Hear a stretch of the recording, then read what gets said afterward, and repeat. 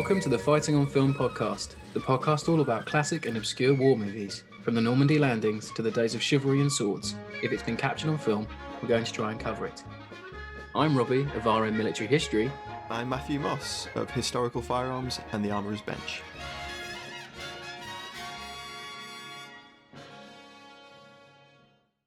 Hello, welcome back to Fighting on Film. This week, we're taking a look at the recent Netflix film, Munich, the Edge of War. And we are joined by Wesley Livesay from the History of the Second World War podcast, who recently produced a 9-part series on the Munich Agreement. So who better to join us to get into this one? Wesley, welcome to the show. Thank you for having me here, letting me talk about movies for a bit. I love watching movies and I rarely get a chance to talk about them. And it just so happened that this came out, 2 weeks after my 9-part series on the Munich Agreement, which was not planned at all, but is interesting that it happened. Really well timed. Yeah, absolutely. So Matt, do you want to talk us through cast? I'll do production and we'll get into the meat of it. Sure. First, I'll note that the premise of the film is it's a fictional side story to the agreements that were signed in Munich in 1938. And it's got an interesting cast. I think it has a very strong cast in that it's both British and German. So we're drawing on two significant talent pools. The lead name associated with the film is Jeremy Irons, who has been in dozens of very good films. He's an accomplished character actor and very well known. And he is playing a role that physically he really suits because he has a very strong resemblance to Neville Chamberlain. But I think when it comes to his voice, not quite as much. He doesn't really have that soft-spoken, Midlands sort of. He's a bit too gruff, I think. What do you think? He's too Jeremy Irons because he always sounds like Jeremy Irons, doesn't he? Like, unfortunately, I don't think he's ever done an accent. That's kind of what I was thinking as well. And it's a very recognizable voice, isn't it? Then next we have George MacKay, who probably is best known to those that enjoy the war movie genre as Private Schofield, or Lance Corporal Schofield, I think it was, from 1917. And before that, he'd been in Private Peaceful, another World War I movie. He's the British diplomat. I think he's supposed to be one of Chamberlain's private secretaries. He's tasked with a side mission, which we'll get more into in a moment. I do have a comment on Mr. MacKay. I just have to comment and say that I love the fact that his very first words in the movie, while drunk, laying on some grass, are "I need to sleep." That's his very first line in the movie, and I was sitting in my house watching this movie. It was pretty late for me. I started at about 11 p.m. and just starting off with that as his first line just made me laugh out loud for a good few minutes. Well, it's not. Let's say it isn't an omen for the film, but it is interesting. It does. Well, yeah. His opposite number in Germany is Paul van Hartmann, who is played by Jannis Niewöhner, and he's been in lots of German TV and films, all sorts of different things, lots of comedies, dramas, etc. And I think he plays this really rather well. Then we have an assorted cast of diplomats and secretaries, typists. Most notably, we have Ulrich Mathers playing Adolf Hitler, who has been in a number of films, and I think most notably Downfall from 2004, where he plays Joseph Goebbels. Yeah. And he's been in a couple of others, and he's very good, but he's not the spit for Hitler that he is for Goebbels, I would say. And he's got a very striking face, and it just doesn't quite match Bruno Ganz's performance. Just works. I think it just works if you squint. But because he was such a good ringer for Goebbels in Downfall, it's really hard to not see it. It is. It's hard to detach Downfall Goebbels from Munich Hitler. It's kind of once you've seen Downfall, depictions of the Nazi hierarchy are really hard to sort of top because Downfall was so good. Downfall is such a interesting film in the way that everyone is characterized, and that performance by Gans, Bruno Gans, is probably one of the best depictions of Hitler towards the end that you can imagine. I mean, Anthony Hopkins' performance in The Bunkers is pretty good. I do find it interesting that what you mentioned about the face and the look, is confusing if you watch Downfall, especially if you watched it recently. But I do think that like his performance, other than that, I think that you mentioned Downfall a lot. And I think that in some ways, like the public perception of Downfall, and specifically like its most famous scene, in the bunker with the yelling that became like an internet meme. Yeah. I think it's kind of in some ways like poisoned the depiction of Hitler, because this is much earlier than that, right? That is after 6 years of war. Whereas this is a very different Hitler that we see, and that, people saw in 1938. Some of the traits were still there, but it's, he's not a wild-eyed, bordering on like crazy person, basically, that he is, that you see in Downfall for a significant portion of it. Absolutely. I think the main issue with my opinion on casting Mathers is that he doesn't have the youthfulness of a much younger Hitler, one that hasn't been, under that stress of directing a war for 6 years. So I think he just looks a little bit too old. But I mean, the performance is good, which we'll come back to. Other characters, we have Sandra Huller as Helen Winter, who I believe has a much larger role in the books than she does in the film. We have Liv Lisa Fries, who plays Lena, who is a Jewish lady, a friend of both of the main characters. Her role is sadly quite compartmentalized to just being context, really, but there we are. Then we have August Diehl, who plays Franz Sauer, and he's probably best known to many as Major Hellstrom from Inglourious Bastards. He was also in Terrence Malick's Hidden Life, a film about a Catholic German who refuses to swear allegiance to Hitler, which is a very strong film. And most recently, he was Vladimir Lenin in The King's Men, which which came out earlier this year. Yeah. Wow, I didn't know that. We have Jessica Brown Findlay, who is probably best known from The Crown. She plays MacKay's wife, Pamela Leggett. And then we have a rounding out of Chamberlain's staff, and we have Alex Jennings as Sir Horace Wilson, who played the Colonel in the 2004 version of The Four Feathers, and is also in the upcoming Operation Mincemeat film as well. So not sure which role he's playing in that, but I believe he is in it. Then we have Nicholas Farrell, who played Sir Alex Cardigan, and he played Hugh Dowding in Hurricane. In 2018, he was in SSGB. He was in the 2014 BBC series about the lead up to World War One in 2014, 37 Days, where he played Ira Crow. Was he not Ed in Toast as well? Because that's what I know him from. All these serious roles. I'm just here like, he's from that sitcom. He was also the RAF squadron leader in Pearl Harbor as well. No way. Oh, yeah, he shouldn't have been, because that shouldn't have been in Pearl Harbor, but it was anyway. And then he was also in Breed of Heroes, which we've mentioned on a show and tell episode. Yeah. And then we had Mark Lewis Jones as Sir Osmond Cleverly, and he was been in lots of British TV, Soldier, Red Cap, that 37 Days series as well, the mini series I mentioned, and he was in Master and Commander in 2003. So there's some pedigree of British actors here that have been in some interesting war movies in the past, but it's a strong cast, and as I said, it's a nice balance between that German pool of actors and the UK. They haven't loaded it with, I know Jeremy Irons is a well-known actor, but they haven't loaded it with names. The performances shine through. You're not just you're not looking at, like, say, a Tom Hardy or a Robert Downey Jr. and just thinking, well, that's Robert Downey Jr. in a uniform. You can lose yourself in the characterization, which I think kind of helped this movie a little bit. Some of them I certainly would have liked to have seen more of, to be honest. I think that's one thing that we'll come back to when we discuss the agreement scenes and the actual negotiations, etc. 100%. I'll go into production a little bit now. So it was a Netflix film, came out days before we recorded this show. So depending when you're listening to it, it'll be out there, hot on the heels, yeah. And it was co-created by Turbine Studios. Obviously, as Matt mentioned, based on the book by Robert Harris. He wrote Fatherland, and most recently he wrote a book called V2. And the screenplay was written by Ben Power and Robert Harris also had a writing credit.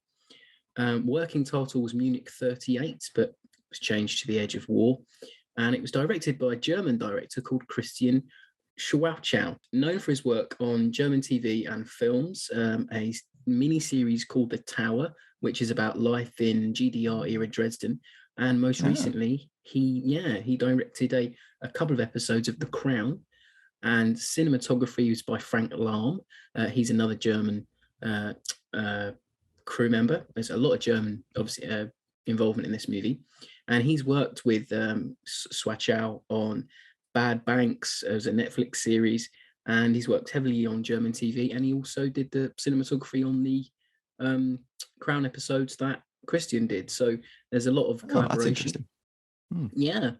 And there's a British connection for the music. So it was by Isabel Waller-Bridger, who is Phoebe's sister. And she's worked on, and she's worked on BBC's War and Peace in 2016, episodes of Black Mirror, Vanity Fair for ITV. So she's, got a good pedigree for doing quite, drama-y musical composing.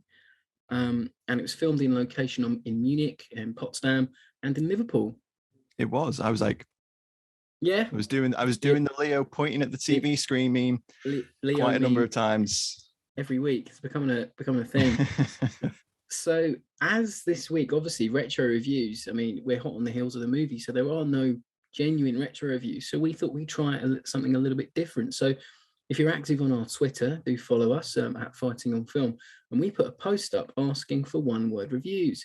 So here are some that I picked out. Brian Moran said, meh. Benji Lee had 2 words, but I couldn't leave it out. He said, skinny Hitler. Thomas McCall said, compelling. David Patterson said, too long, but he wrote it as 1 word. John Evans said, very good. Yeah, smooth. This one's even smoother. John Evans said, appeasement. I quite liked. Yeah, it was juicy. And Dave Coe said, decent. So there's quite a mixed bag, I think, really. I think a lot of people, either found it either too long or enjoyed it. I think that's the thing. I don't know what everyone went into the film expecting. I was hoping I knew it was going to be fictionalized from an adaptation. So I wasn't expecting like a blow by blow recreation of the negotiations in Munich, etc. But I was hoping for a little bit more of that meat. I don't know about you, Wesley. Absolutely. I think I also had no expectations. I haven't read the book or anything like that. No, I haven't either. I'd seen the trailers, but I'd watched the trailers before I watched the movie. I was hoping that, I guess we'll get into this a little bit more in the plot, but I was kind of hoping that the fictional and fact storylines that are happening throughout this thing were a bit more intertwined instead of like almost happening totally apart from each other, except for one very specific moment. Beyond that, I didn't have many quality expectations. Like, actually, it's probably better than I was planning it being. But I hadn't read the book either. So from the trailer, it was definitely, I mean, trailers are guilty for this anyway, but it made it look a bit more punchy than necessarily what we got. You got the shot of George MacKay, because it's George MacKay, you have to have a shot of him running, like, because he did it in 1917, so he has to do it in every other film he's in. He runs so well, though. That's the thing. He's such a great runner. Yeah. So it's like he's a cinematic runner. Yeah. So you had that interspersed with like Chamberlain and Hitler, and I was like, oh, has he got to deliver this document? Like, he's running, trying to, sort things out, but it didn't pan out like that, and I was just a little bit like, oh, I wanted more edge of my seat. Will they avert the war or not? Because it's fiction, they can go whatever way they want to go, and in the end you get a pretty by numbers sort of espionage-y, politically thriller hybrid. I'd be really curious to know, obviously all 3 of us come into this with, I would say, a far above average knowledge about what actually happens in history around this agreement and what happens afterwards. I would be curious to know viewers who have essentially no knowledge of history, or certainly like don't know how the story's going to go, what they would think of it. Like, I wonder how much of the like tension is robbed from the fact that we kind of know the beats of the story, assuming that it doesn't go totally fictional. Absolutely. Yeah. Interesting. And my mum, she messaged me after she'd seen it, she messaged me in the evening, and she was like, "Oh, that boy should have shot him. That boy." Spoiler alert: there's a character who von Hartmann is in a room with Hitler, and he's got this little Fabrique Nationale pistol. Look at Rob throwing out his knowledge. I know, yeah, exactly. I watch thearmorsbench.com. So is he going to shoot Hitler or not? And sort of it pans out that he doesn't. And me and my mum got into this discussion of, would it have been better for Europe if he had done that? And I was saying, well, who's to say someone didn't take Hitler's place and committed worse atrocities, or, who's to say? And I thought that was quite interesting. So the movie throws up interesting what ifs. The plot is using dramatic license anyway. Could we not have had a bang, shoots Hitler? Oh my God, that had been a real twist. As we don't. I was like, well, I know he doesn't shoot him, so this scene is a little bit irrelevant. Yeah. Almost. Well, that's very true. And there was a moment where I thought that having not read the book, I thought, are they going to go full Inglourious Bastards with this and do an alt history sort of moment where he does shoot Hitler?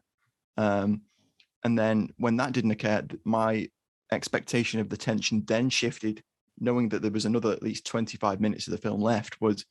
Is he going to get away with this? Is he going to escape? Because we have that whole setup with August Diehl's character where he kind of realizes that he's up to no good with MacKay Leggett. And I was wondering, is he going to have to escape? Is he under suspicion now? Yeah. Is there going to be more of this? But there wasn't. That just sort of ebbed away. There was a conversation with Frau Winter about, are you going to continue to be an opposition to the Nazis? And he just says, yes, I have nothing else to do. I did think that whole scene where he doesn't shoot Hitler, this is a spoiler review, by the way, guys, if you probably realized that by now, I thought it was such an interesting human moment where someone was incapable of carrying out what they had hoped to do, because he was faced with the reality of having to shoot a man face to face. He knows what this man is capable of, but he doesn't know about the Holocaust. He doesn't know what's coming. He doesn't know about the war that is going to engulf Europe. Yeah. So he's weighing up, this man is very unpleasant and he has designs on starting a major war in Europe, but can I justify shooting him? And he has that doubt. Maybe it's a lack of capability within, I guess. It's that kind of situation. You wouldn't know what you would do unless you were in that situation. And that was something I did like. And that made me think, like, if I was in that position, would I shoot Hitler? Knowing what he knew, that character.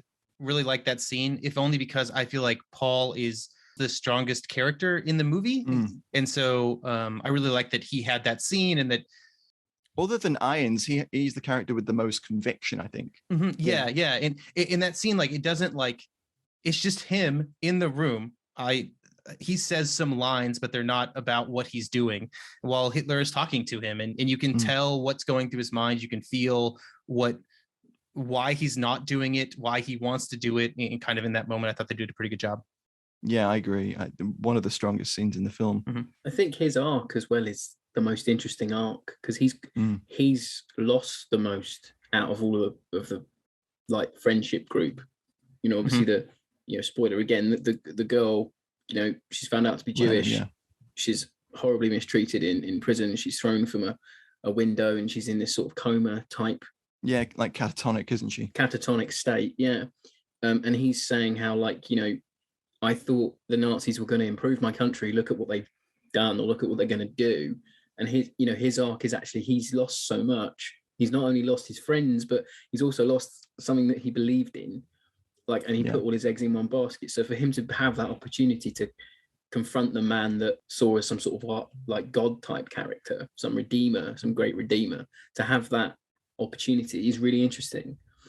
But we know that doesn't happen. So it's like, I'm conflicted. I thought by contrast that MacKay's character had very little in the game. Yes. He has the least conviction behind him. He doesn't seem particularly bothered about what Hitler represents or what is going to happen in Europe. He's just swept along as a functionary, I think would be fair to say. And that might be a fairly accurate representation of some of those staff members in 37, 38, where they're just working through the cogs of politics.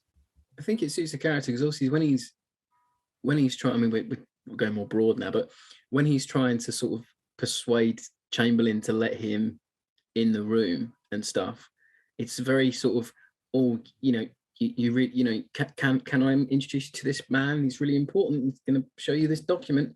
And Chamberlain's like, well, okay, like, it's it's the dynamic there between, boss and subordinate, I think worked quite well.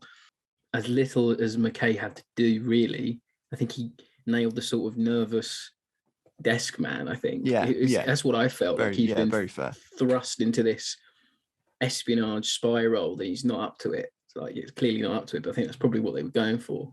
So I think maybe we should just delve into the actual, what the plot is. It centers around the Munich Agreement, where, like Neville Chamberlain and the British government and the French government, the Italians, are all trying to hash out this agreement to sort out the Rhine, Sudetenland, sorry. It's all up in the air, what's going to happen. And there's this document that von Hartmann comes into possession of, which is it the case green? It's the Hossbach memo. It's the minutes from a meeting on November 5th, 1937, where Hitler kind of outlines to the military leaders his general future plans for future conquest. Right. Yeah. So this is a really important document. It blow the whole, the whole diplomacy element of it out of the water. Is going to change. It would change everything. And MacKay, Leggett, is called upon by MI5 to travel with Chamberlain to the meeting and show Chamberlain the document and potentially change the course of history. And that's the meat of the plot, really. There's nothing else really going on apart from this. Will MacKay get the document to Chamberlain? In the end, he does, and it doesn't really matter. it's a bit of bit of a shame. What I thought was unusual was that Chamberlain hadn't been briefed to expect to see any documents or anything like that, and no one within his staff had been briefed on this. So Chamberlain was being shown this document on the grounds of it being it's important, and the only person explaining it to him was a relatively junior official.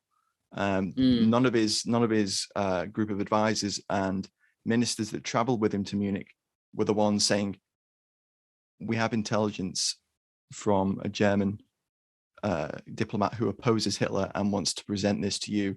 It may help us in the negotiations. That's what I was expecting, because I knew the basic plot that, there was these two friends that were diplomats and they had to get an important document to one another, and that would help shape the situation. But that doesn't happen. That would have made it more of like a sort of a thrillery type, where, if Chamberlain had like an outline of what this document could contain, and he's got to try and stall the talks to buy UK more time to go and get the document and bring it back, and he's being chased by the guy, that SS officer that was von Hartmann's mate. I thought that was what we were going to get. But in the end, we get this sort of 3-minute meeting where Neville Chamberlain goes, no, we're doing that thing where we write better films. Yeah, exactly. Yeah, we always do. I also, like, you would expect that somebody would be like, hey, Neville, at some point, Hugh may say something. You should listen to Hugh. He may have information you need. Yeah, even if it was just as subtle as that would have helped Hugh, wouldn't it? It really would have. Why wouldn't MI5 just go, yo, Nev, there's this document in Germany. We're going to send a chap to go get it. Can you stall Hitler for 5 minutes?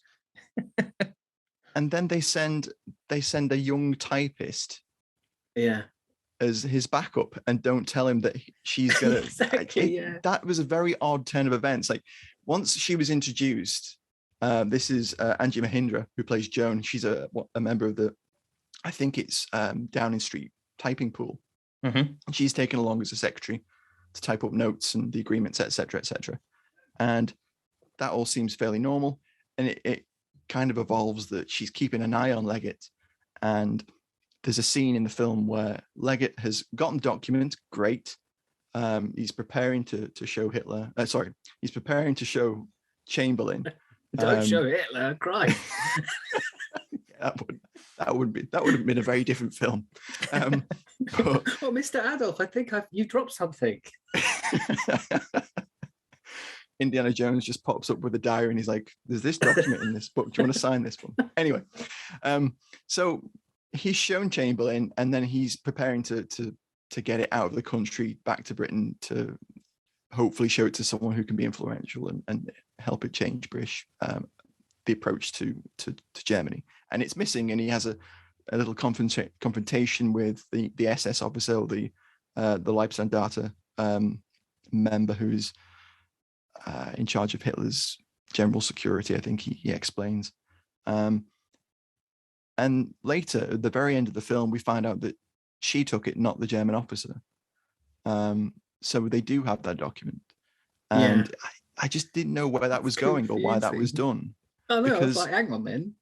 I thought the adaptation of the book was going to round it out so that none of that subplot actually had any impact at all. So the meeting didn't have any impact, and what is hinted to be the Hosbach memo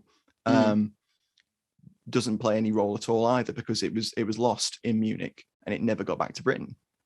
But then it's revealed that he has the memo still, and that they can take it back to London and hopefully show it to people and have an impact. But why was that something that needed to pay off like that? I just didn't see how that added to the narrative of the film. It seemed odd, like, and it's basically the entire reason that the typist character exists. And so it's weird, like, because it's not just like a one-time thing that happens at the end. Like, it requires like multiple scenes of setup for this character who exists just to take an envelope off screen and to deliver it to our main character in a car. Yeah, pretty much. That's it. And that's what confused me. I was just thinking, is there supposed to be more to that character? But with a runtime as long as this, I don't think they cut anything from that was going to be added later. I wonder if in the book, like, does that character play a larger role of some kind in the book, where you get a bit more space? Probably. I'll talk about this later with the runtime, but there is room to fit her in and give her way more to do.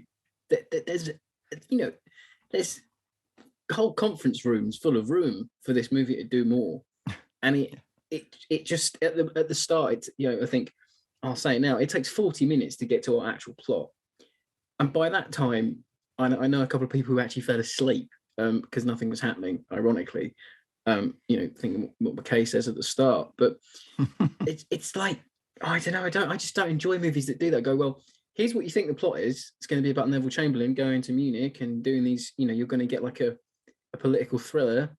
Europe's greatest what if, Exactly. That's what I thought we were getting. And then it goes, this man's from MI5. He's got something that we'd like you to do for us. And it's like, what? Now it's a spy film. Like, it was sort of a bit like, I'd rather have that at the start. Could we not have just set up MacKay as like this normal desk jockey bloke? He works with Neville Chamberlain, and 10 minutes in, you're a spy now. Wow, okay, that's cool. But because it took so long to get into it, I was just sort of floundering at this point. I was like, okay, he's got to go and get this document now. We have to spend a lot of time learning about how Hugh has a really poor work-life balance, and it's affecting his personal life. Yeah, it's very true. Very true. And all of the scenes with his wife and his family, I don't really think they really add anything. We could get an idea of his character from, this is like the most busy time the Foreign Office and Downing Street, Westminster must have been having, because everyone else that period. Everyone else looks like they're really flustered, like the guy he works with, but he's not. He's just having lunch at the Ritz or wherever it was. And it'd be completely forgiven for him not to have scenes with family members, and that would free up space for other stories. He could have been talking to colleagues with a bit more setup. Talking to the typist? Exactly. Yeah. Or set him up to be a bit like sort of overly flustered. He's saying like, oh, all my job is taking the documents from room to room, and make his job that he does reinvigorate him to think it's interesting. Or you say, he could have said, oh, I'm just a paper pusher. Later on, the MI5 goes, well, you can push papers for the government, for Queen and Country now. You could have something like that. Just set the guy up to be a little bit more than this sort of, I don't know, just this sort of nobody character. But maybe that's what the character in the book is meant to be. But I just wanted more from his character, because you're wasting George MacKay. That's the only issue for me. I think the problem is that we spend all this time learning about the poor work-life balance, the family problems, et cetera, for Hugh. And then we end the movie with him obviously wanting to reconnect in a more meaningful way with his wife based on what he's experienced in Munich. But the decision he makes is that, oh, I should join the military because that fixes, work-life balance problems very quickly and is known for helping people connect with their spouses. Yeah, I think his wife's reaction to that was probably everyone's reaction to that, where she was just dumbfounded. She didn't have a lot to say on that, did she? I'll join She the was RAF. just kind of like, all right, then. what? All right, fine. It's like, it was just a bit odd, Him ordering half a bottle of Chablis was the end of that for her, wasn't it? She was just, no, that's the last straw. She'll love rationing in about a year, Hello, I'm Al Murray, and you're listening to Fighting on Film, the world's #1 war film podcast. When we know that these political thrillers from the period like Darkest Hour can really work well to impart the gravitas and the severity and the importance of all those historic moments, which don't necessarily involve explosions and gunfire and actual battles and fighting. It's what was happening on the political scene. It can be done really well, and I was hoping for perhaps just a little bit more of that in the actual Munich Agreement. I thought we were going to get something like The Gathering Storm, where you saw Chamberlain. Like, I know it isn't what the book is about, but on some level, the book is about the Munich Agreement, surely. So we could have just had a bit. I felt myself wanting to see more of Jeremy Irons be Neville Chamberlain, because I was absolutely astounded at how much he looked like him. I could forgive the voice; it's fine. I think he got the sort of nuances of his movement, and he was playing him like an older man. It was really nice. Especially the scenes where he leaves, and they've recreated those scenes of him leaving for the talks verbatim. Really nice. Really appreciate the that. scenes by the aircraft. Yeah, because I went back and compared the scenes with the original newsreel, and it's pretgoing bang on. Very good. It's very good. Even down to people cheering him and stuff like that. Really nice. Because I think as well, I know I was going to ask everybody this. I wonder I don't know what your views on Chamberlain are, everyone, but it seemed pretty revisionist. I know he in the last few years, Chamberlain's got a lot of flack for walking us into a world war, for being a sort of king of appeasement, shall we say. But I think the movie sort of portrayed him in a more like a fairer way. It didn't portray him as like this sort of bumbling fool from the Victorian age that he's sort of presented as now. What do you think? Wesley, do you want to go first? How long do you have? How long do you have? Okay. Oh God, I've opened. So this is like, so a lot of in my kind of social circle online, this is a lot of what is being discussed around this movie is its portrayal of Chamberlain. I think the typical portrayal of Chamberlain during this period is one of an extreme, bordering on bumbling sort of optimist, where he doesn't fully understand that what he's doing is going to have negative consequences. And he doesn't understand that what he's like, the peace he's trying to make is not possible. I think the film does a better job of, whether or not you agree with it as truth or not, it does a good job of showing Chamberlain as it makes it very clear that what they're trying to show is that Chamberlain is a politician put in a bad situation, and he's trying to make the best of it, right? Where he doesn't believe that Britain is ready for war, so he's trying to push it off into the future. He, is trying to get Hitler to sign that peace note on the day after the conference because he hopes that it will build sort of political capital against Germany in the future. Now, none of this ends up happening, but I think that's what they're trying to portray. My view of Chamberlain is maybe slightly more negative than that, although not as negative as some people. I think some people, you will get reactions or online, or you will hear information online about the Munich Agreement caused the Second World War to happen because of XYZ, which I think is far too negative about the appeasement effort in general. But I think that the film probably is a far swerve away from typical sort of popular histories of this time period that view appeasement incredibly negatively, where here it's kind of in a spot where it's a necessary means to buying evil. Time is what they're trying to suggest with the film, isn't it?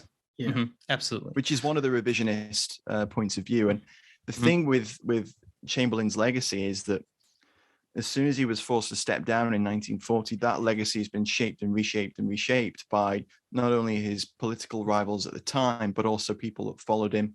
And then the revisionist movement came in the late 60s, I think. And we've seen it turn on its head again to it was appeasement.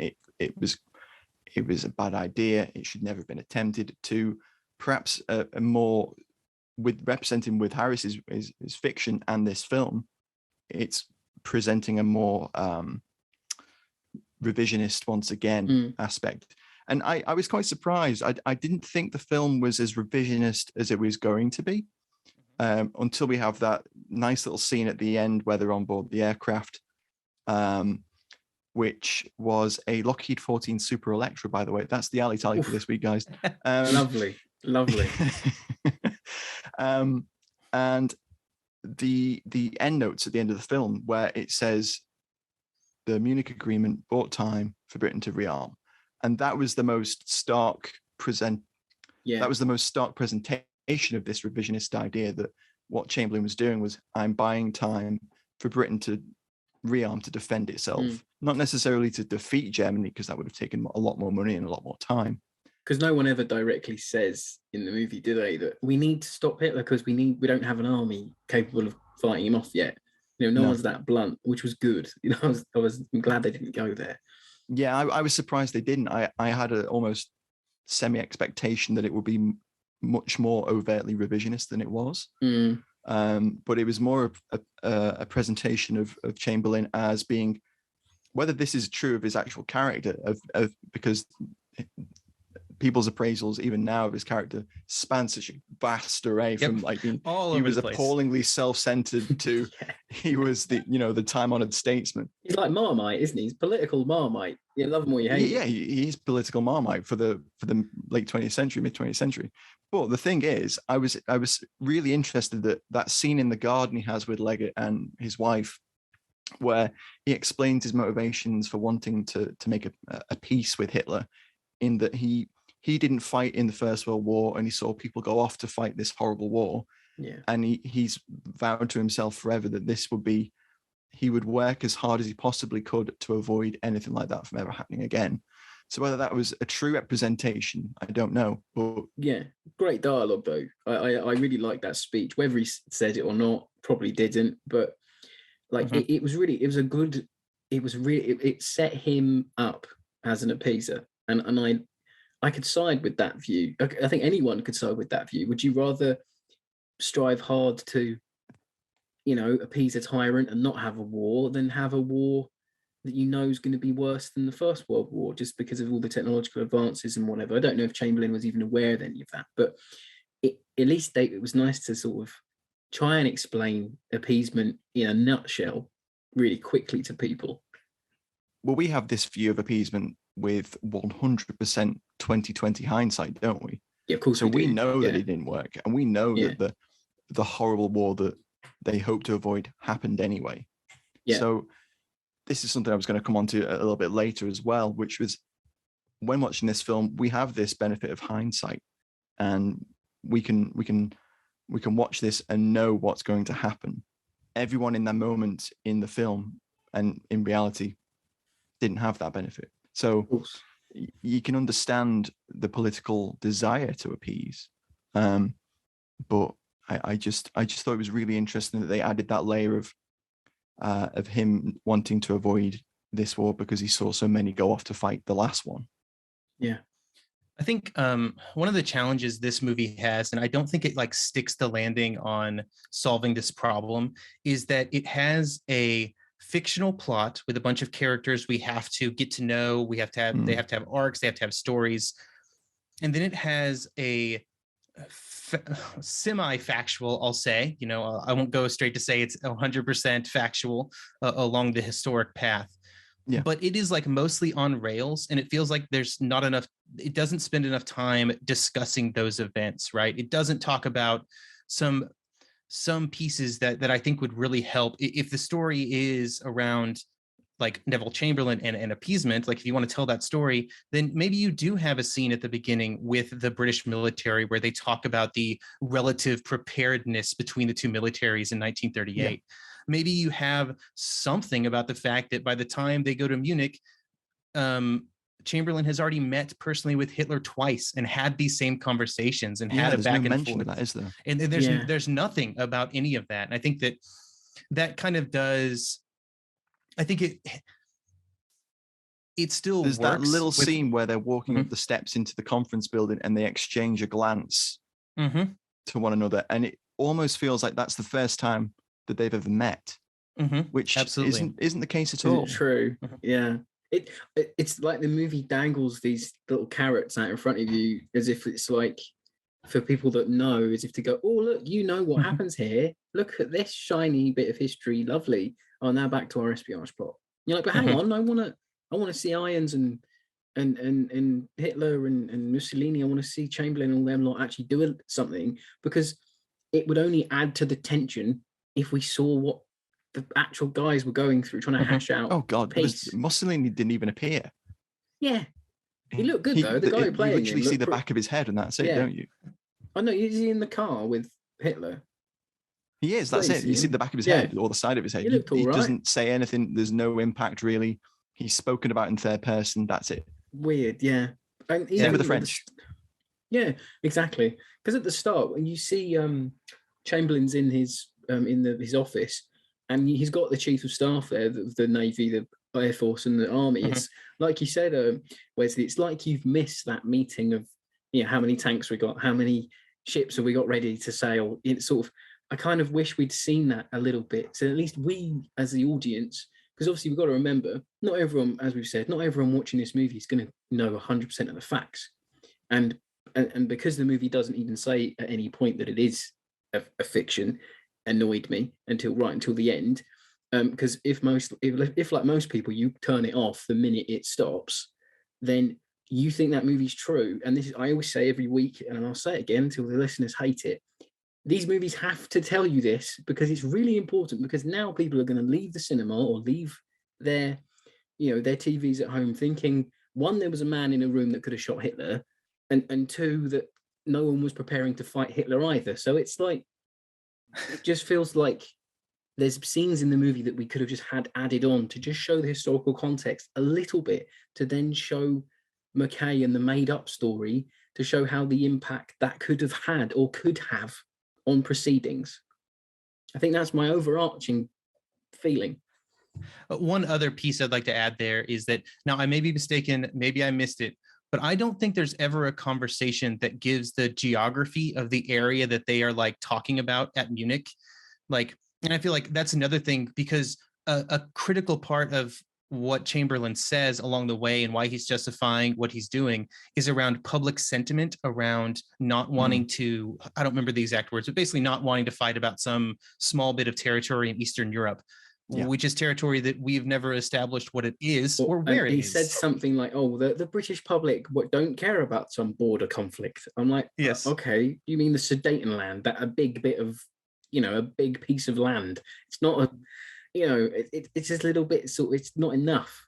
Like, you owe it to the history to say it. It's not going to harm. Well, they could have just panned over a map of Europe, couldn't they, during that, that as those joint chiefs are leaving, the imperial staff is leaving, they could have just panned across a map showing the state land and where they expect the Germans to be, etc.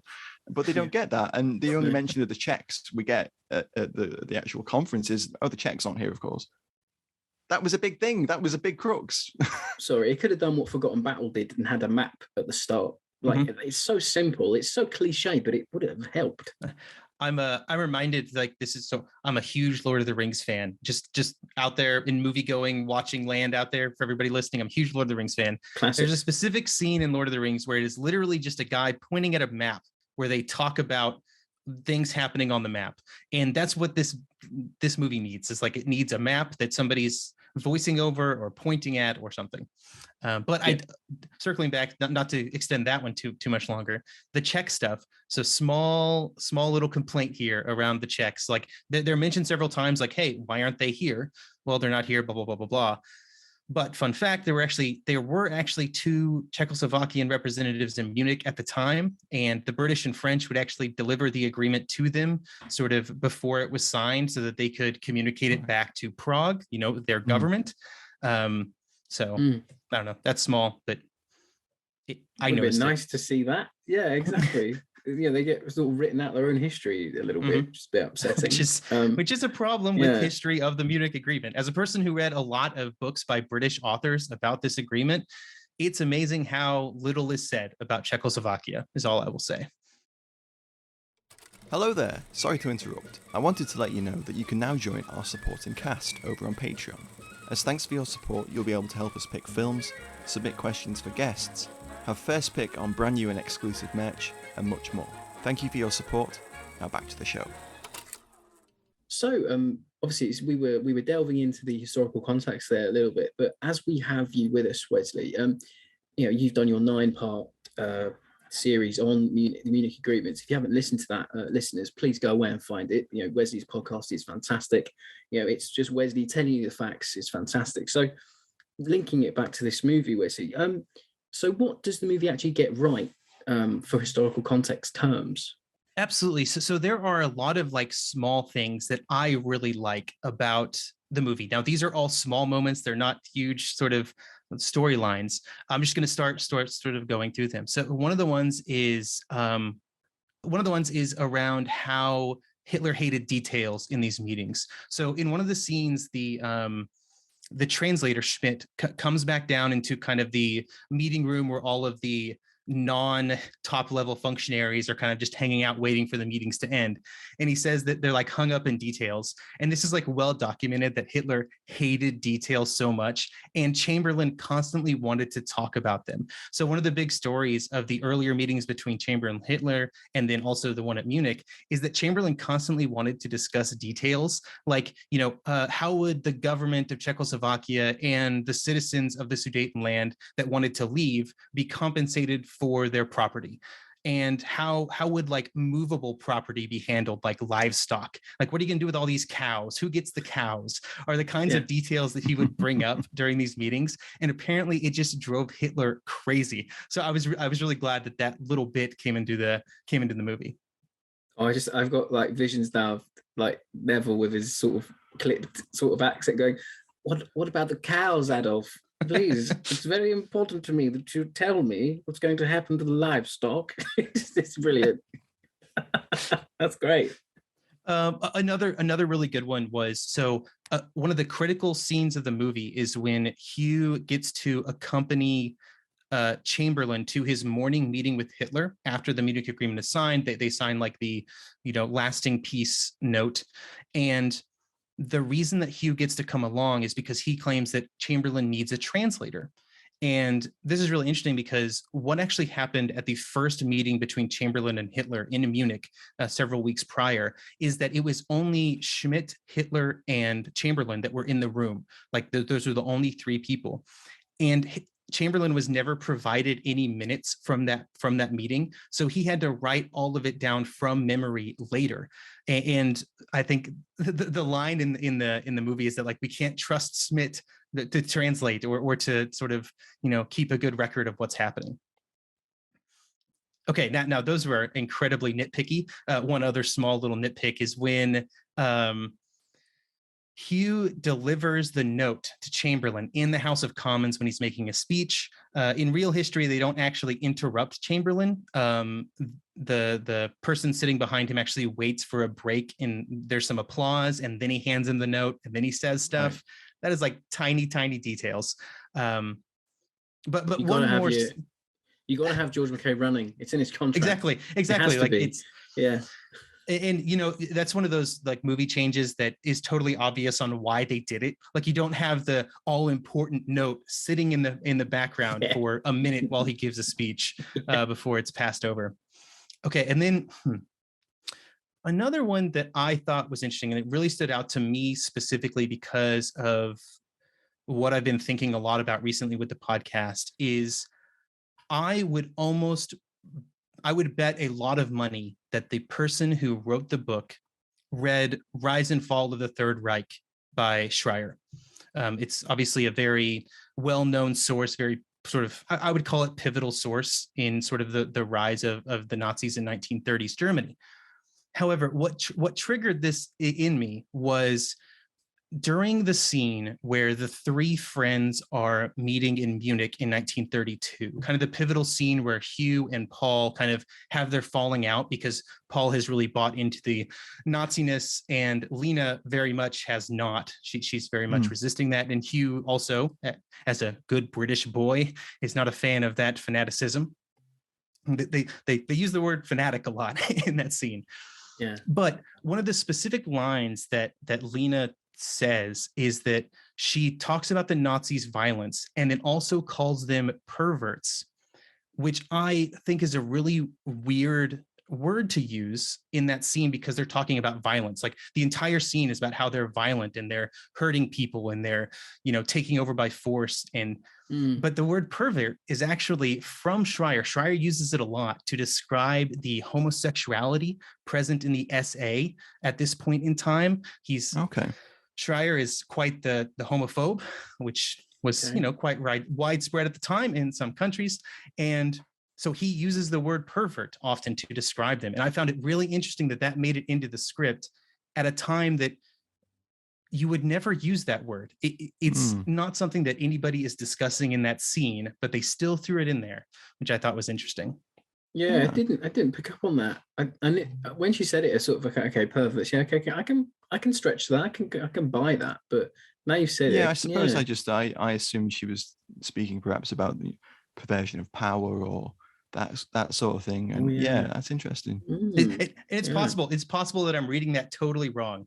No, but that's interesting. It's always interesting to understand the historiography behind where people are basing their appraisal of the situation that they're going to put forth. That was good. I like that. That's some super sleuthing. I love it. And then I also liked, I think I mentioned earlier that like Paul is my favorite character in this movie. I like his arc, his character development. Yeah. And I think it's interesting as a kind of a single person study of some of the evolution of thought on Hitler politically during this period. So if you look at 1932, before Hitler takes power, and how people view all of the radical stuff that Hitler is saying about his future plans, a lot of people write it off. They're just like, oh yeah, he's saying those things. He's super anti-Semitic. But once he becomes sort of a government leader, once he comes into power, that will mellow out. And, he won't be he won't be putting those policies into place. Those are just to, get his stormtroopers riled up and get his supporters riled up in these speeches. And so Paul seems to think that as well. Like a lot of what Paul says in 1932 is that he wants, Hitler to be in power because he's talking about making Germany, what it used to be, where it was a real power in Europe and where it was really an impactful player in global events. And he discounts all of these, violent things that Hitler says he's going to do in the same way that, Nazi politicians or German politicians and international political leaders were all discounting some of the more radical stuff that he was saying. Yeah, that part where they're discussing it after visiting Lena in a catatonic state, and he talks about I thought they would move away from that when they became, the government. I think you're spot on there. I thought that scene is a lot of exposition about Paul's own turnaround and where he was coming from, where he is now, and I agree. I think he's probably the most interesting character that has the most development that you see throughout the film, because he's not, as I said earlier, he feels like he's lost so much that his only emotion is to get revenge on the Nazi party, whether it be fighting them directly or shooting Hitler, or stopping them. It feels like he will go to the lengths that no one is prepared to go to stop war. He's like he's the anti-appeaser if Neville Chamberlain is the pro appeaser at the end. So I like the parallel. But I just wish sort of MacKay had the same drive that he had, because he didn't really have much. He didn't have a hat in the ring, really. Your friend, one of your best friends from your school days has died, and he just seems like a bit bored of it. It's like, oh, okay, oh, that's a shame.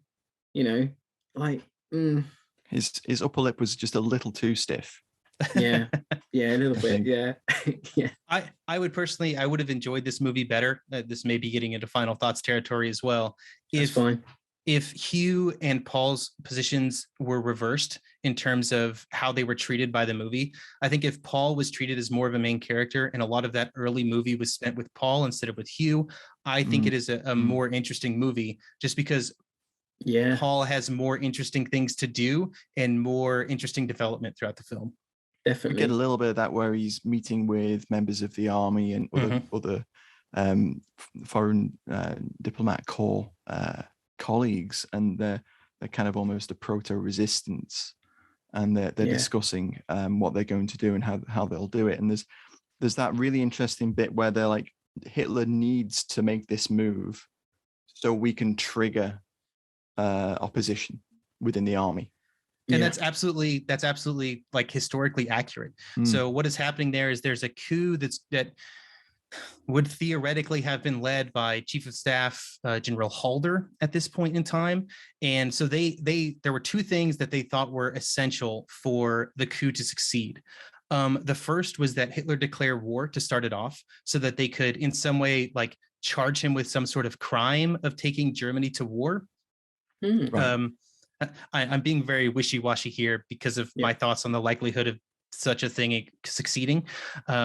But then also they needed Hitler to be in Berlin because of the specific military leaders that were sort of in on the plot. So like they had, the commander of the sort of Berlin garrison and the commander of such. There was a commander of the Potsdam garrison that they also sort of had in on the plot. And then there was a specific division of troops between Munich and Berlin that could act as a blocking force that they needed it. Like the last place you want Hitler to launch it, if you're going to launch a coup against Hitler, the very last place in Germany you want him to be is in Munich. Okay. Yeah. It's all a little bit Valkyrie, isn't it? Trying to get in the right places and all things like that. Yeah, a little bit. Yeah. Why were they held in Munich in the first place, Wesley? The talks were held in Munich. That's actually a really good question. I'm not sure where the specifics of, hey, we should do this in Munich came from. I don't think I've ever read anything about somebody like. Neither have I. That's why I was wondering. It just came to me just then. I was, well, obviously Hitler wasn't located in Munich at that time. Why are they meeting in Munich? I suppose it's slightly closer geographically. It is roughly middle between all the four parties. Like it's sort of in that region of middle. I don't know the answer to that. If any listeners know, at me on Twitter with that information, please. Sorry, it's maybe because they wanted to go to the beer hall because Nev wanted the bev. Terrible.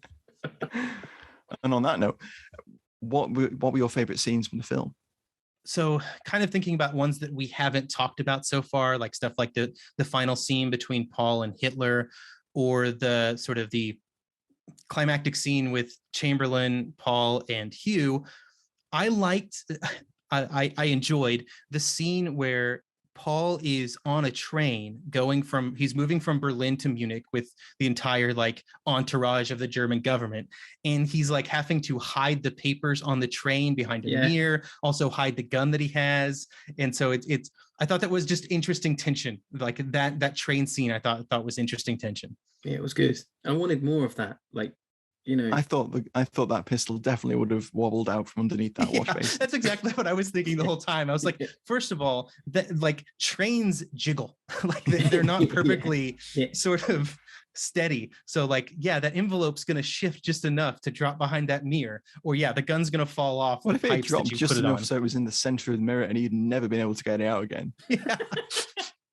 Roll credits. Show me that movie. Yeah.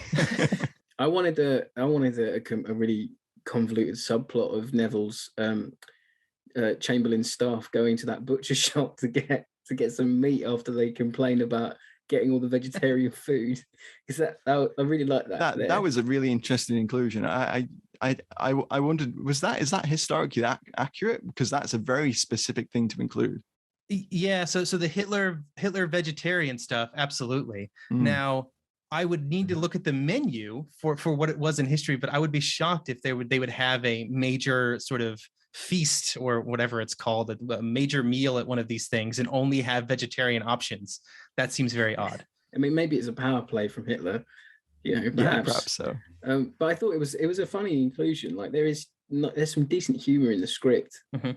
but it was just interesting. It's well written. It's certainly in the dialogue. It's well written. Although one of the British typists is heard going, if you could get some towels delivered to the room, that would be amazing. Which amazing wasn't a piece of vernacular that was really used in that sort of context. I thought that was a bit jarring. I was like, oh, okay. But yeah, that is nitpicking. Yeah. Yeah. But Rob, I mean, was that your favorite scene? What was your favorite? No, my favorite scene. I just thought that was a funny line. My favorite scenes are, as I said earlier, Chamberlain getting on the planes to leave because they chose to do it verbatim. And I really enjoyed that. I mean, I don't think there's any other way you could have done those scenes because they're so iconic. You know, we've all seen the picture of Neville with his bit of paper flapping in the wind, which I think that's quite a cool allegory for what happened.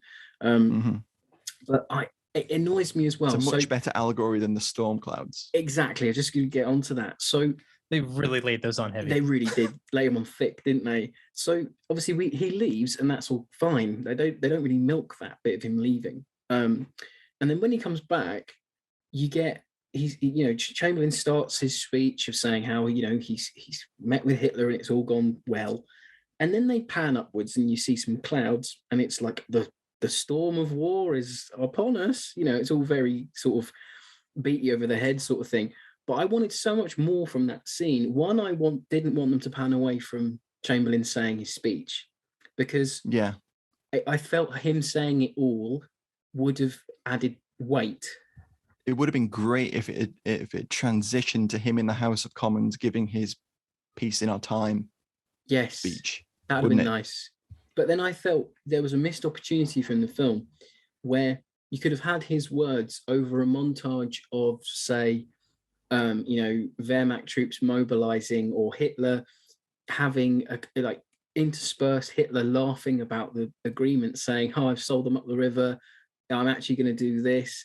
You could have shown the actual, how Hitler was duplicitous and how, Chamberlain had been made a fool of. You could have showed that as well. I think they just missed an opportunity there to show us MacKay deciding he wants to join the RAF. Like, it sort of, there was just a missed opportunity. But I love the scenes where they recreated the newsreel footage, because I just wanted to see Irons be Chamberlain more. Like, that's my takeaway. Yeah.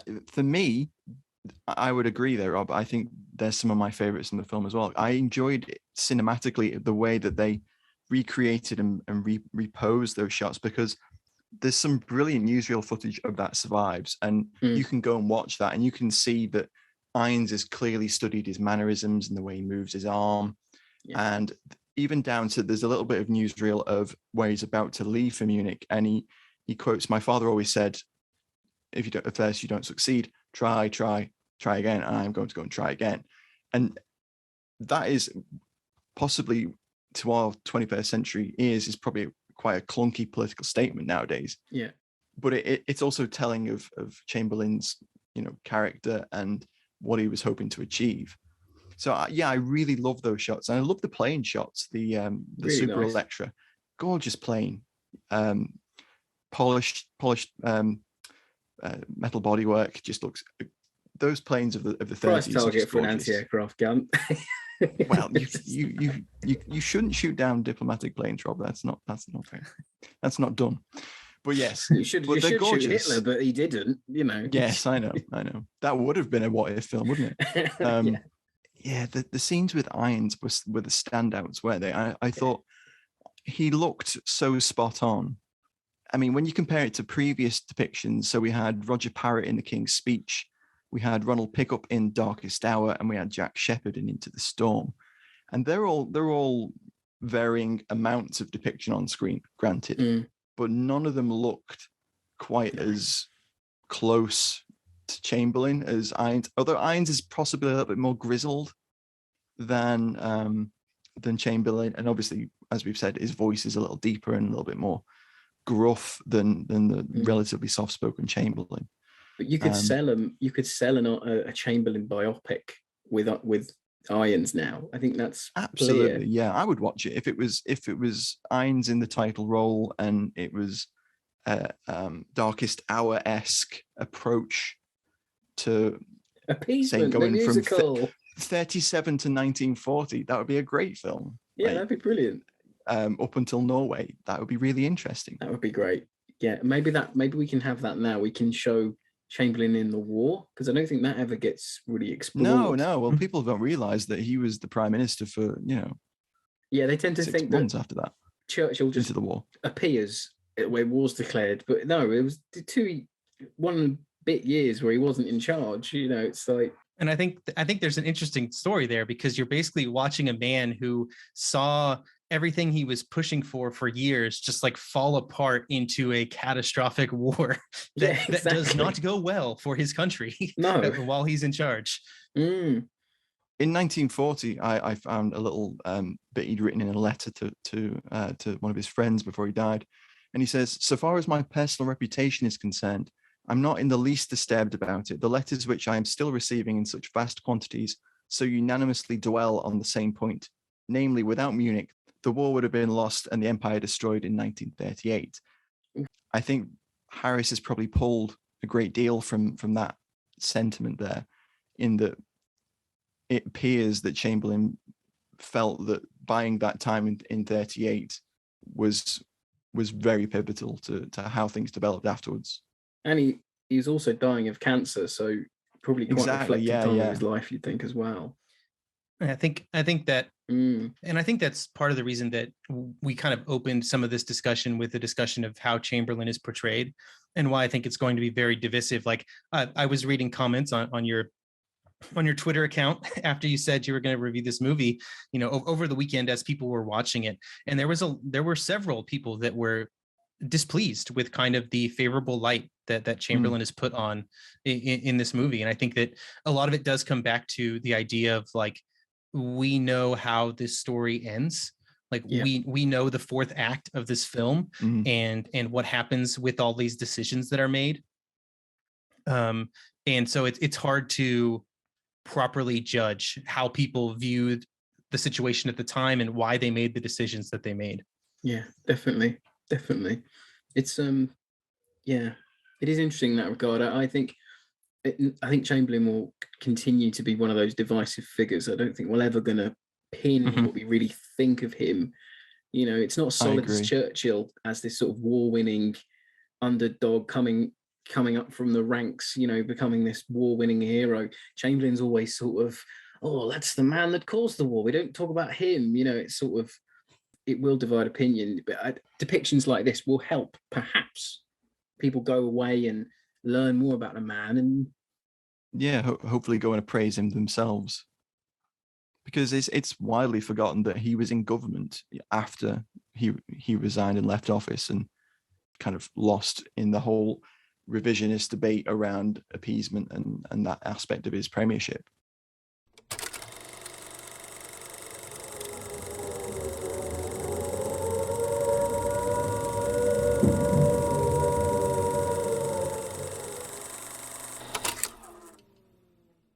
Talking about appeasement, chaps, we're coming into final thoughts. Did the movie appease you, or did it appall you? Ooh, that was a fantastic segue. Wow. I'd written that down. I wrote that down. Yeah, earlier. I know. I That's saw you broken my mind. Wesley, you're the guest. Please go first. I think overall, with all the problems, around pacing and length and some of the characters, I enjoyed my time watching the movie. I think that was almost certainly colored to a large extent by my knowledge of all the history that's happening around this, that the movie is largely not interested in showing you. You're kind of on the historical sort of railroad in that regard. But I did think it was interesting. And I think that, I generally had fun watching the movie, even if at points it drug a little bit and didn't have kind of the tension I was hoping. And it was helped by what I thought was a great portrayal by Irons, for sure. Love Jeremy Irons. And so I would cautiously recommend it to people, as long as they don't go in with too high of expectations. Yeah, I think that's fair. I mean, I enjoyed it. It's a competently made film. The camera work's really nice. The editing's quite well done. Everything in it is competent for a movie. There's nothing that's lacking. But I just think the story itself could have had more tension, as you say. It could have had a bit more punch to it. Could have been trimmed down a little bit. I felt 2.5 hours was just a little bit too long for me. I found myself getting a little bit bored at the start and towards the end, because I was like, right, come on, we know what happens. And I think maybe because I don't fully want to recommend it. I'd recommend if you know nothing about the Munich Agreement, this is a good starting point, but it's definitely not something to sort of, if you're looking for 100% Don't frame accuracy. this as your understanding. Yeah, don't base a thesis on this. We probably could.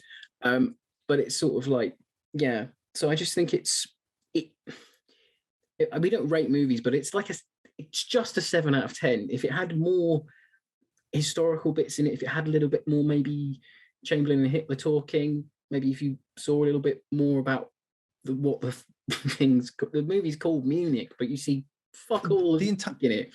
It's the entirety of the Munich Agreement. I'm sorry, this is final thoughts, but the entirety of the Munich Agreement happens off screen.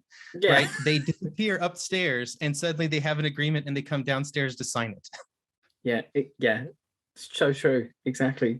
The movie's called Edge of War, but I wish it had put me on the edge of my seat in it, and it didn't. For me, I think cinematically it's competent, well made. And as we've said about other films before, that almost adds to I wish that skill had been put to better use, in that we'd had a little bit more of a darkest hour approach, where we get a look at more of the actual politics and the diplomacy that was going on. The mise en scène of the film felt really good. I liked it. I thought that was a very, very strong aspect of the film. Yeah. Some lovely old Mercedes, probably the wrong year, but who knows? Not a car expert. It's just very believable timepiece, isn't it? It's all very. You sit there and you think, oh, that looks like 1930s Britain. That looks like 1930s Munich. It's what you have in your mind. Some of the aspects didn't work for me. While I loved the fact that it was an Anglo-German cast and it drew on strengths from both, some of the supporting characters were underused a little bit, I thought. Some of the scenes just did not work. I thought their meeting in the same jazz pub that they'd been to in 1932 seemed unlikely. That German jazz club probably wouldn't be as busy as it was now, because jazz was frowned upon in Nazi Germany. They definitely wouldn't have sat down next to an SS officer and had that conversation in German. Yeah, I didn't even think about and the fact that Paul even goes, Leggett, you would make a terrible spy, because he just sort of like takes the paper from him and looks at it. That scene is, someone should have looked at that and gone, this doesn't quite work. It doesn't look right. If we could, that whole scene could have contained an awful lot more tension. If it had been done elsewhere and in a different way. I just didn't. I thought that was a low point in the film in terms of attention to detail in the way they were trying to present it. I'm sure there's bits in the book that make sense. They just I'm sure there are. Film. It's probably annoying. Yeah, I agree. As a piece of cinema, I enjoyed it. And Wesley's skillfully laid out all of the little elements that he's picked out there, and I agree with him completely. That can't really be seen as a representation of the Munich agreements, and I agree with you as well, Rob, that it can't be seen as something you can base your understanding of Munich on. Yeah, because that's a problem, because it never says at any point, apart from very at the end, it goes, this was fiction. Yeah, because it's presenting itself as fact in places. I think that's what detracts a lot from the movie for me, just because of what this could potentially do to the, hive mind sort of way we sometimes think about events. Yeah, the understanding of it going forward, perhaps. I think the fact that they give you so much of that side plot, or the main plot, basically, away from the agreement being signed behind doors, is used to take away from showing you that they make a conscious decision in both a narrative sense and a cinematic sense that this film about Munich is not going to be about Munich. It is going to be about this tale of two friends and the espionage that they're attempting to do. And I thought some of the choices around that I mentioned earlier with the document reappearing at the end. I thought that didn't quite make sense in terms of a narrative for the film. So there's little bits that kind of fall down, as well as some of the more larger narrative choices of, I wish I'd seen more of the Munich Agreement. But I mean, it's not a film about the Munich Agreement. It was perhaps sold as that in the trailer, but really, I suppose it's more of a fiction piece set to the backdrop of it. And if you go into the film with a knowledge of Munich and expecting a espionage film set against the backdrop of that, then it certainly works. Of course, it's not as explosive and as alley-tally fest that we usually do. We can do highbrow, as you've seen. So, Wesley, we want to thank you a lot for coming on. Just give people a little bit of background in what you do, where they should find you, how can they listen to your podcast? Because me and Matt listened to your Munich series for this episode, and it was really bloody good. So you can find my current podcast at historyofthesecondworldwar.com. That's been going since about 2020, mid 2020. And then before that, I did History of the Great War, which started in 2014 and ran until 2020, which is the history of the Great War. I'm very bad at naming things. And that covers from 1914 to 1920-ish. And then, History of the Great War, History of the Second World War is kind of a weekly podcast covering in a chronological order the history of the Second World War. What that means is I'm on episode 82 this week, and I have not yet gotten to September 1939. But that's how I roll. Great, that sounds fantastic. Massive undertaking, yeah. I like small projects. So please, everyone, go listen to Wesley's podcast because it's really, really good. You'll learn a lot. So as always, thanks for listening. You can follow us on Twitter at Fighting on Film. Check out the website, fightingonfilm.com. The website now has a search bar, so you can look up to see if we've done a film or not. No more scrolling through the blog hoping to find something you want to listen to. You can now search. It's a miracle. And we'll catch you next time. Thanks for joining us, Wesley, and thanks to everyone listening. Bye. Bye now.